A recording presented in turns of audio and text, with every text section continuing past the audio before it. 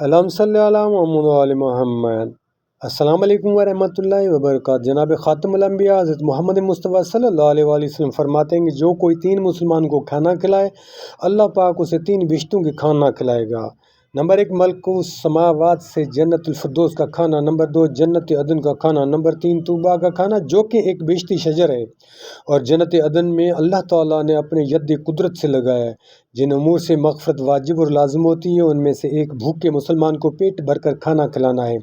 اور ایک مقام پر حضور اکرم صلی اللہ علیہ وآلہ وسلم نے فرمایا جب مہمان داخل ہوتے ہیں تو بہت سی امیدیں لے کر آتے ہیں اور جب واپس جاتے ہیں تو تیرے گناہوں کی مغفرت کا باعث ہو کر جاتے ہیں۔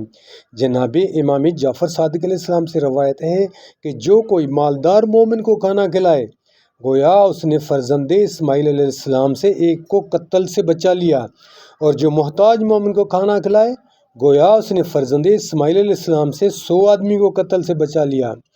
ایک مومن کو کھانا کھلانا 10 غلام آزاد کرنے اور 10 حج کرنے سے بہتر ہے۔ اور جناب رسالت مآب صلی اللہ علیہ وآلہ وسلم نے فاسقوں کی دعوت قبول کرنے کو منع فرمایا ہے۔ علی بن ابی طالب علیہ السلام نے فرمایا اپنا کھانا سوائے پرہیزگار کے کسی اور کو نہ کھلانا، اور فاسق بدکار لوگوں کا کھانا نہ کھا۔ جو کوئی مومن بھائی کو پانی پلائے جبکہ پانی عام دستیاب ہو تو خداوند عالم ہر گھونٹ کے عوض 70,000 حسنات اس کے نامہ اعمال میں تحریر فرماتا ہے۔ جب مہمان داخل ہوتے ہیں تو امیدیں لے کر آتے ہیں اور جب واپس جاتے ہیں تو تیرے گناہوں کی مغفرت کا باعث ہو کر جاتے ہیں۔ کتاب کا نام عین الحیات، مؤلف علامہ محمد باقر مجلسی علیہ الرحم۔ اللہم صلی علی محمد و آل محمد طیبین الطاہرین المعصومین اجمعین۔